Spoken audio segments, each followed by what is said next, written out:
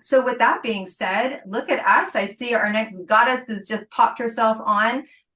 Stacey is, I mean, everyone is such a dear friend. And one of the beautiful things about this community is that, like Melissa said, it reaches far and wide, even outside of this community. But what a beautiful place to be with women that are thinking along the same lines as you, and really beyond the collaboration, beyond the collaboration. It is what I call solidarity, where when I help you, it helps them, and vice versa. And so, Melissa, if you can please bring our next speaker to the room, that would be great.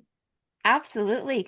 So, ladies and gentlemen, let me welcome you to Stacey Hall. She is a five-time international best-selling author. She is the creator of the Lighthouse Path, a values-driven business framework that helps entrepreneurs stop chasing clients and instead attract them through clarity, alignment, and authentic leadership. She is a sales expert and an international speaker. And today she is going to talk to us about how to keep yourself inspired every day. Now, Stacey likes to listen to Andy Grammer. One of her favorite songs is Good to Be Alive. Isn't it good to be alive? Yes. Something you may not know about Stacey is that she was a partner in a film production company in Minneapolis that produced Prince's music videos. Wow. All right. Now, Stacey has a couple of gifts. Okay. There's one big gift. Well, you'll have to answer a question, so make sure you're listening well. That big gift is a 35-page mini book and a 1-hour leadership strategy session to show up as the leader you want to be. Wow, that's huge. And then she'll drop in the chat after she speaks, a gift to everyone, a kick your motivation into high gear. It's a 40-page mini book and a 20-minute inspiration boost session. Wow, what value. So Stacey, inspire us. No pressure there, but I can tell you this. It is wonderful to be with you. I've been saying hello to everybody in the chat that I love and adore, and I look forward to getting to know everyone here. With that said, you're going to want to get to know me because, yes, I was a partner in Minneapolis in a film production company, and one of the projects we did were Prince's music videos, and you're going to want to hear the story of how I wound up seeing Prince's bare behind. Yes, bare behind, up close and personal. But I only tell that privately. So when I drop my link to my free gift and the opportunity to connect with me, remind me to tell you that story about Prince. And I might also tell you how I got kicked out of Graceland, because that's another story, but for another day. Okay. Deb, shall I just go ahead and get started here? Absolutely. Go for it, girl. All right. I'm going to share with you how I keep myself inspired every day because well, let me start with there were times in my previous life where I did not know how to inspire myself. And there were times that I thought that it wasn't worth being here. If you drop an X in the chat, if you understand that there were some times where I got talked off the ledge. Let's put it that way. Not that I was going to jump, but I really could not see a reason to go forward. I was introduced, thank goodness, to a wonderful man, a behavior therapist, and I'm going to share with you the first thing that he taught me and then the other things that I discovered along the way, a few of these that I still do every single day, and they work for me and they work for everybody that I've ever shared this with. So here we go. And Julie, thank you. Glad to know we are. When I was absolutely sure that things were not going to work out for me, and I had proof of that, I could point to this and that and this and that for years of how things never worked in my favor. For other people, yes. For me, no. He said to me, he gave me a challenge, and he said, I want you for the next week to put in front of everything you're thinking this phrase. And if somebody wants to drop it in the chat, I would love it. I'll speak it slowly. There's a real possibility that. There is a real possibility that. And you fill in the blank with how you want it to go. And I said to him, you've got to be kidding me. Really? Like, that's going to make a difference. He said, if you promise to do it, I don't care what the result is, but you come to me next week and you promise me I will not charge you for the session. And you have to know I was in my 20s, I wasn't making a lot of money, and that was the incentive to do it. I didn't think anything was going to happen. I was looking forward to basically telling him he was full of you know what, but I did it. There's a real possibility that whenever I thought somebody was going to respond to me in a bad way, I shifted it. And to myself, I said, there's a real possibility they're going to be open to what I'm saying. And all day long, every day. And when I went back a week later, he said, so tell me, what's been good in your life this week? And I actually had a long list. And he said, so I guess it worked. There's a real possibility. And it really pained me to have to tell him he was right. But then I thought, being the passive-aggressive person I was at the time, I'm like, he helped you, Stacey. He helped you. Maybe you might want to express appreciation and gratitude, which, of course, is a key. Exactly what Tammy just talked about. And I'm going to tell you, my life changed on that week. And it has never, ever been that. For decades now, I apply, there's a real possibility to even the toughest experiences that look like they're going to be difficult. And all I can say to you is practice it and experience the magic. And I could stop talking right now because that's the most valuable piece of advice I have to stay inspired, but I have a few others. So I'm going to go on if that's okay with you. Drop an X if it's okay with you, for me to share some more. All right. And I'm going to keep going until Deb says, that's enough, Stace. That's enough. Okay. Goal setting for many people is easy to do, but tracking the progress on goals can bring many, many people's energy down. Because there's the goal and there's where we are, and it looks like a huge gap, and it's so easy to start speaking negative talk to ourselves. And negative talk lowers our energy, and our goals are at high energy, and that just makes us further and further away. And literally, it's like we're taking steps backward away from the goal. So what I like to say to myself when I set the goal is, when I'm in the blooming stage, so I take metaphors from nature, and I say, when I'm in the blooming stage, I will achieve that goal. And what I'm in the process of doing is growing my goal up to bloom. So I'm starting in the seeding stage, where I'm putting seeds in the ground when I start something.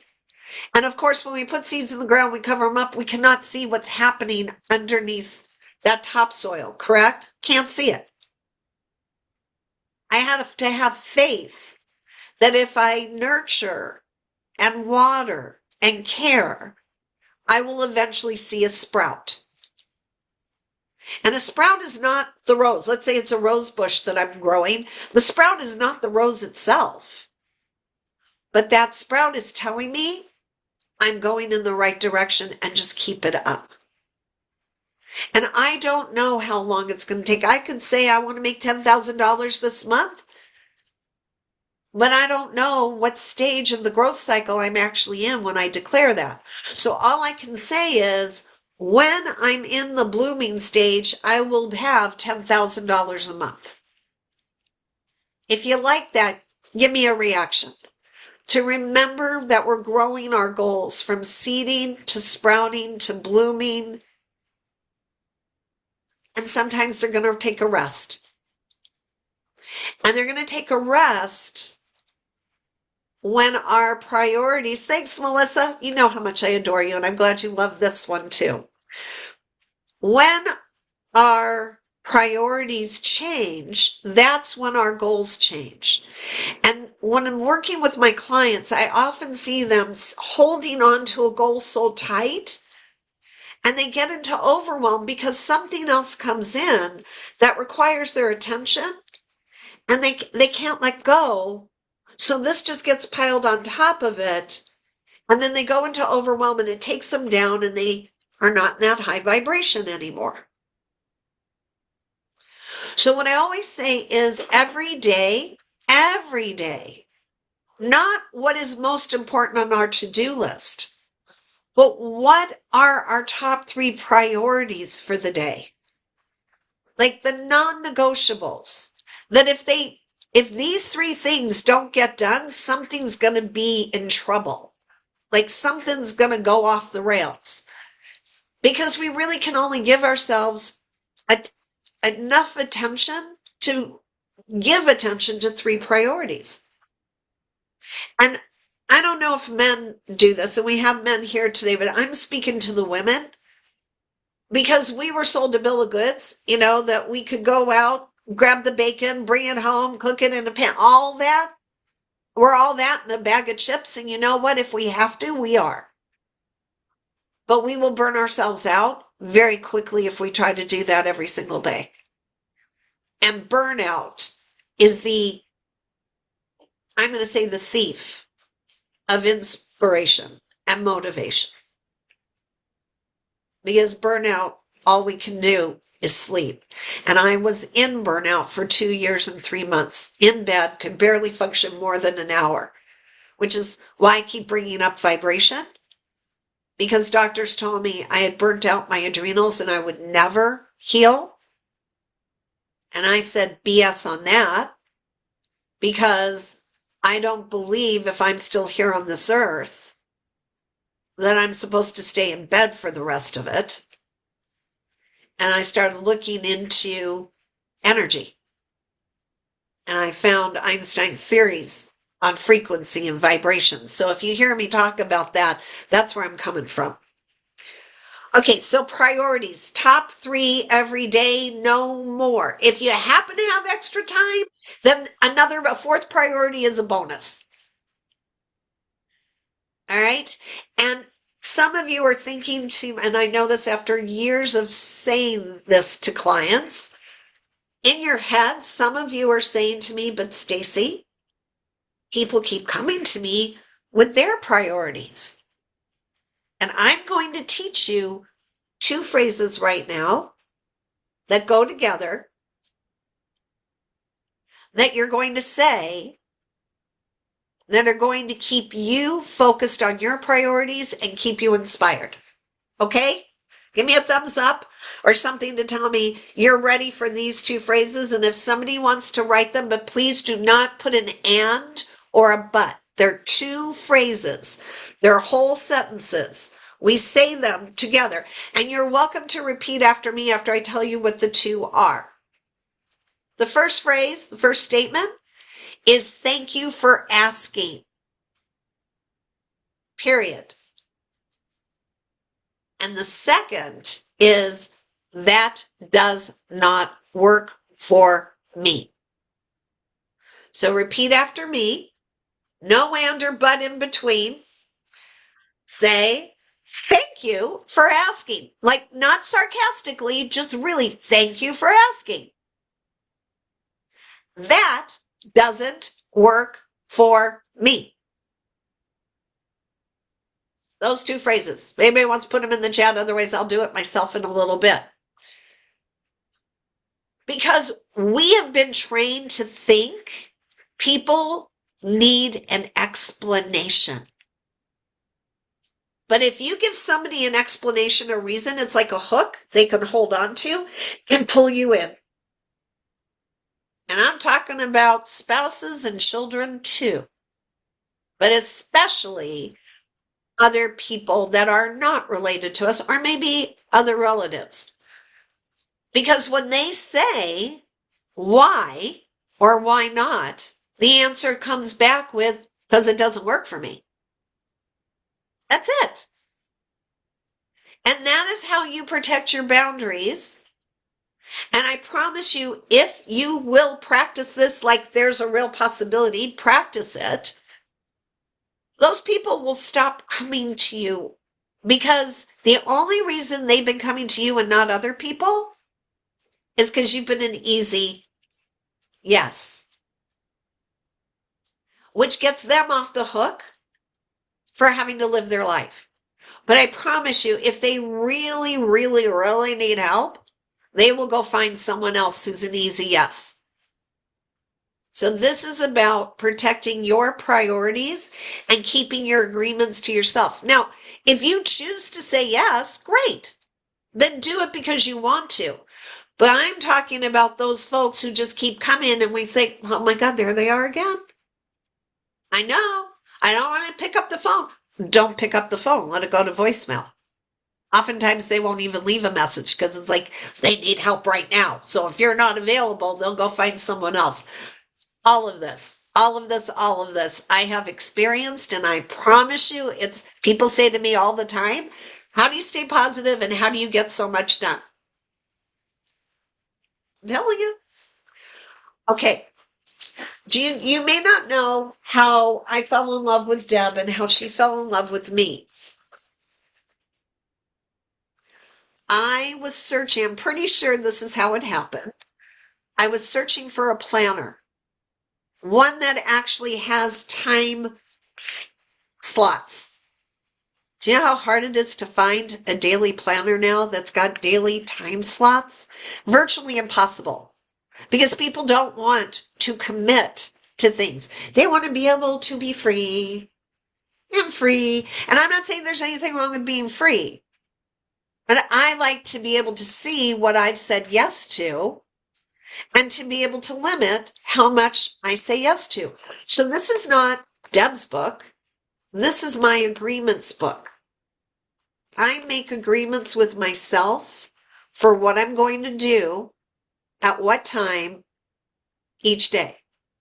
And if they happen to be with other people, like being here all day, great. But I made the agreement with myself first. And this is how I keep myself inspired. And lastly, I keep moving. Now, I don't do a lot of movement. I'm not a big fitness person, and I do walk with my dogs. I do dance around the house. I make silly movements to keep my energy flowing, because I can tend to be too much up here. And at a certain point, it's not creative anymore. It's just addiction. Like being in my brain just becomes a habit. So I've got to get that energy down, ground it into the earth, bring it back up and start moving it around. And then I get back to being creative and inspired. So I'm going to bring it back over to you, Deb. And I thank you all for letting me know some of these tips were of value to you. It's what I do every single day. Oh my goodness, let's show the love. That's claps, that's cheers. We're big jazz hands people here. Hit those reactions. Stacey, I adore you and love you too. So amazing. That was incredible. And I wrote it. You know, if you ever see me writing stuff, I'm not writing a love letter to Tammy. I'm actually writing notes from people that are writing things down because I get inspired too. There's a possibility that I'm going to do it this week. Girlfriend, I'm going to call you next week and tell you how it goes.